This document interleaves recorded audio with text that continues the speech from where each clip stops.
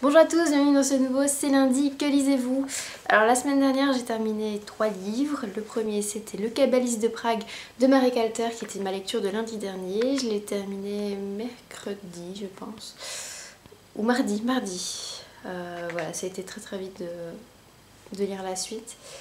Donc je rappelle cette histoire, il s'agit donc de celle de David Gantz qui est un des disciples du Maharal qui va créer le golem donc à Prague à la fin du XVIe siècle. C'est un roman historique donc, qui reprend cette fameuse légende. J'ai beaucoup aimé. Ce qui m'a dérangé, c'est que l'auteur va parfois très très loin dans la foi judaïque et m'a un petit peu perdue parce que je suis pas très initiée à cette religion, ni à tout ce qui s'ensuit, et j'ai parfois eu du mal à bien comprendre la Kabbale par exemple, mais l'histoire en elle-même est vraiment bien. Je trouve qu'il arrive bien à nous captiver, à nous donner envie de savoir plus, donc je vous conseille quand même. J'ai également lu donc, mon classique du mois d'avril, le dernier jour du mois, donc mardi, c'était Le Songe d'une nuit d'été de William Shakespeare. J'ai pas trop apprécié. C'est déjà la troisième pièce de Shakespeare que je lis et la troisième où je reste vraiment mitigée parce que je trouve que tout se passe beaucoup trop vite dans ces pièces. Il n'y a qu'avec lui que j'ai ce sentiment en fait, ce qui est bizarre.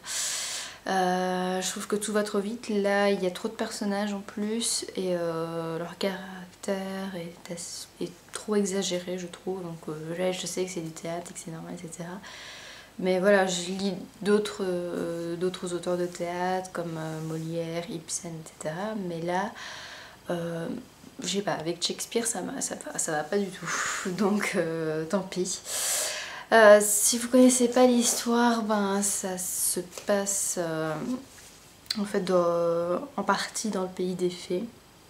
Et c'est voilà, une histoire d'amour qui va un petit peu être des histoires d'amour qui vont être chamboulées par les fées, etc. Moi l'histoire elle m'a pas rendu hystérique, j'ai envie de dire, et voilà, et tous ces petits défauts font que c'était vraiment quand même une lecture assez mitigée. J'ai également lu une BD ce week-end, donc il est sorti vendredi, j'ai lu vendredi soir et samedi matin, donc il s'agit du 5e tome du Royaume de Benoît Féroumont, pardon, il n'y a pas de i sur son nom, donc le tome 5, Les armes de Maître Marcel chez Dupuis.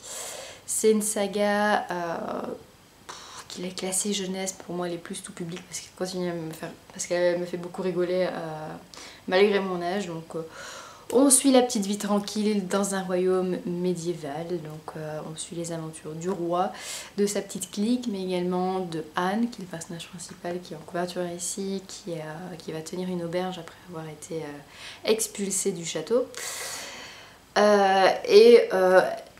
François, qui est monsieur-là, est amoureux d'Anne depuis le début et lui demande tout le temps de l'épouser. Voilà, donc c'est comique, c'est bien marrant.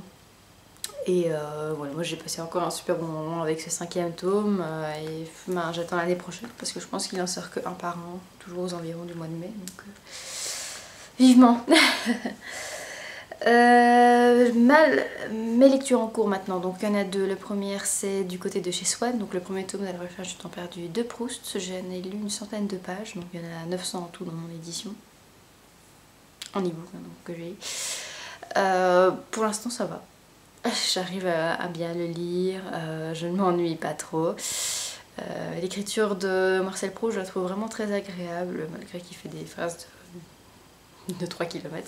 C'est pas grave, j'arrive quand même à me passionner par ce qu'il me raconte, même si quand on referme le livre, quand on dit bon tiens j'ai lu 100 pages, de quoi ça parlait, on se rend compte qu'il parle de pas grand chose en fait. Il va vraiment dans le détail du détail de son enfance en fait, mais oui, je pense que c'est un roman qui a vraiment des longueurs parce que voilà, après 100 pages, avoir juste passé son enfance dans laquelle il s'est pas passé quelque chose d'extraordinaire, hein. C'était juste me raconter comment sa mère le bordait le soir, etc. À voir, hein. Maintenant je continue quand même avec plaisir, c'est juste que quand je referme le livre, je me dis en fait je vois pas pourquoi c'est exceptionnel. Alors, mon autre lecture en parallèle c'est Le Sortilège de Babylone de Anne Rice, publié donc chez Pocket dans une vieille édition. Donc c'est une lecture stratégique. Vu qu'en fait je râlais contre mon copain vu qu'il ne lit jamais les livres que je lui recommande. Il m'a dit je lirai ce que tu veux si tu lis celui-ci. Donc voilà, je le commence dès cette semaine.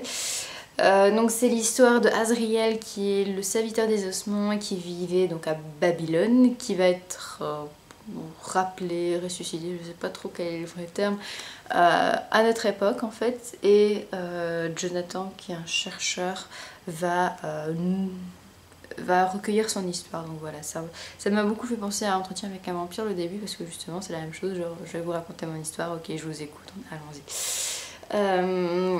Voilà, donc là je suis à la page 50, donc j'ai pas encore lu beaucoup, j'ai un peu de mal à rentrer dans l'histoire, mais ça devrait quand même le faire, mais je pense pas que ce sera mon Anne Rice préféré. Voilà pour ma lecture en cours. Alors comme prochaine lecture, je sais pas encore trop au niveau des romans, parce que j'en ai beaucoup qui me font envie, de 1, de 2, je pense que j'ai encore planché un bon petit temps sur le Anne Rice et sur du côté de chez Swan. Et donc je vais juste me prévoir un manga. Donc il s'agit du tome 2 de La Cité Saturne de Issei Iwaka, publié chez Kana. Donc je vous ai parlé du tome 1 il y a 3 semaines peut-être. Et bah voilà, j'ai bien envie de continuer pour voir, pour un petit peu éclaircir tout ça. Voilà pour mon C'est lundi que lisez-vous. Je vous souhaite une très très bonne semaine et bon, on se dit à lundi prochain. Ciao!